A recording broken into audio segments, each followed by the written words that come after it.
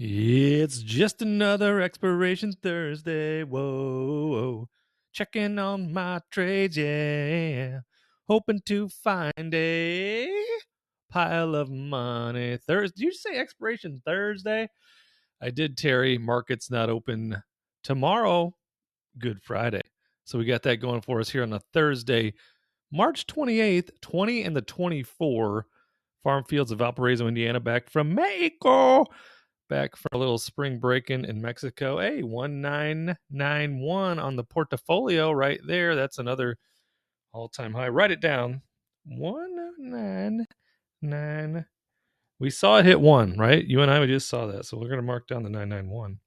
328. So we'll lock that in. Lock in our votes and see what's going on. So right here, I do only have one position expiring today, but it's a fairly large position. $29 call on GDX, 60 of them. So that's 6,000 shares. It shows that I'm down 11,700 in this trade. And that is because GDX is currently trading at 3170. So our thesis was spot on GDX. Our trade was a little early. We should have, of course, been a little bit more patient, waited for this number to start to appear, and then began trading the calls. So let's look at GDX from this position, because I'm actually considering letting these go. It's not a lot of meat on the bone. We're at 27.93. So if we let them go at the $29 minus 27.93 multiplied by 6,000 shares. That's 64.20 on the appreciation, the share appreciation. And then we did pretty good also on our options on this round, because we've had GDX more than one time, and this will not be the last time if we do indeed let it go today. You can see last week we rolled for just a week, collected $960. March 1st, collected $900 there. And let's see, when did we begin this round? I'll have to get out the spreadsheets and do all the math, but you can see some nice just hunks of cash that we've collected along the way with the GDX. So aside from the $6,000 in change, aside from the 64.20 that we can lock in today, we also have a few $1,000s in the options premium that we've collected on the covered calls. So at this very second, I don't have a exact decision. It's 2:12 p.m. We've got 38 minutes remaining. Nope, that's 48 minutes. We got 47 minutes remaining in the trading day. And my wife just turned the light off on me. Oh, you joining me in here? Yeah. Oh, the dog too. A little Stella Bella.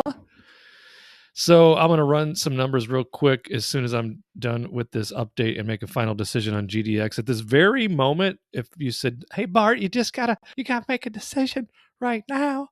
Well, that decision would be to let it go. And the reason I say that is I believe that we are set up for a little bit of a pullback in GDX. Not much, because GDX still has legs to roam.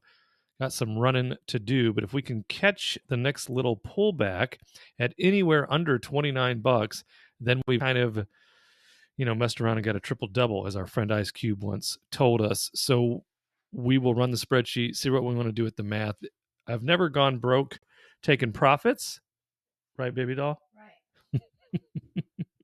That's my hun bun. She likes to half listen when I talk about options, because you try to talk options with your friends and family too, right? And you see what happens. So that is our only position there. We've got a bunch of cash sitting around right now, just collecting, a lovely 5%. So if we do let these $29 calls go, then that cash position goes up another nice tranche. Looking for some setups. I'm really still liking oil. We've done well on oil while I was on spring break. And I'm looking at specifically, where's my little note? I was actually doing a little work here before we came on. EQT. In fact, there it is. I was looking at it on Seeking Alpha.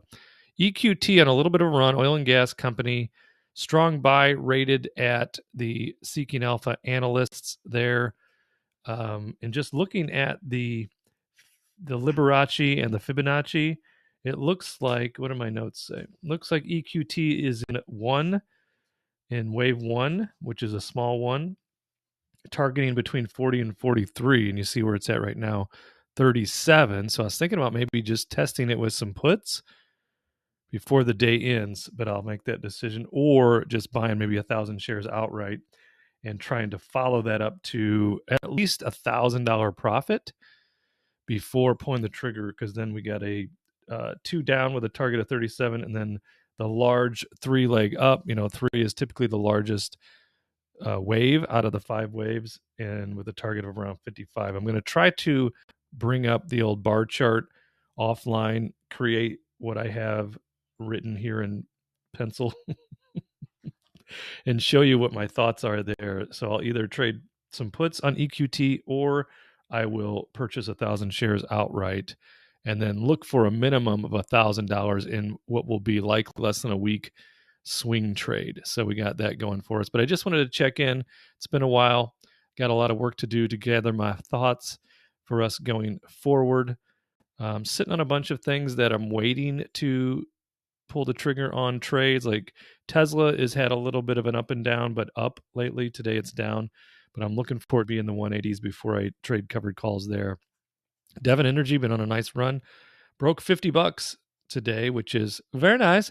I even was half tempted to roll the dice and trade $51 calls for next week, but because I was thinking, well, we could have a little bit of a buck or two pullback, but I don't know. So I think it's going to 55 or 60 eventually.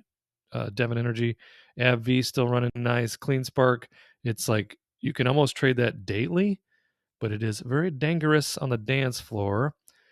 Unity still waiting for a rebound there. Novix has been, just chin music. ACLS, same thing, waiting for some movement upward on it. SPXU just collected a nice dividend on it, but it's still I think it's a coiled spring based on my next 3-month thesis. There's a GDX. APA doing well, back up over my cost basis after running that thing down the chutes and ladder to under $30. So it's now back over $34 per share. Rivian, still waiting for it to get a little action. I think it's going to be coming next week. They're unveiling another car, so we'll see there. DocuSign almost back up to $60. So waiting for DocuSign. In fact, let's look at DocuSign right now, because I could always do just a swan trade on it just to make a couple bucks, in the moment, you and I together. You and I, because you can see there's our average cost position. We've collected some nice premium on the options. Let's see what we've got.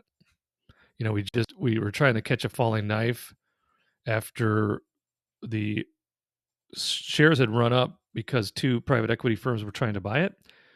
So that would normally mean, hey, you're going to be whatever, $65, $70 a share sold to a private equity firm. I bought at 62, and then it continued to go down after the news was neither firm was going to be purchasing DocuSign. So $480 here, $270 there. So I guess it's not a lot of premium because we've been waiting patiently.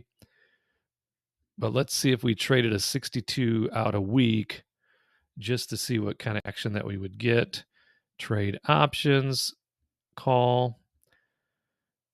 It's 8 days out because tomorrow it's closed, right?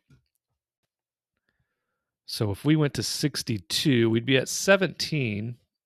Not sure with DocuSign up today why that particular trade is down 26%. It does have a nice sleep well at night, 86.27% chance of profit. So it would be in the 340 range. Yeah, there's a decent spread between bid and ask. We only have 1,000 shares on that. So that'd be 10 contracts. If we did the 20, I don't know. I think I'm still going to let it ride. Hopefully it's going to continue. I think it has some more legs left before it begins to take a little pullback, according to the Elliott wave theory, etc. So that is our little check-in for today.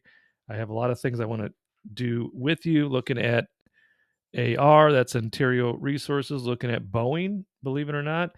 EQT, we talked a little bit about that. DocuSign, just talked about it. Alcoa, I can't get enough of Alcoa, even though it is just running right now. I think it's still running in its next wave up to 35, and I think it's currently at 33. But then I'll be looking to target it closer to $30 on a B downturn. So I want to be able to put that into some sort of a chart and give more visuals. Yeah, and even Tesla, I got some ideas there. So we'll share all those together very soon. But have a great Friday on tomorrow's Good Friday. Happy Easter to all. And I will see you in the next video.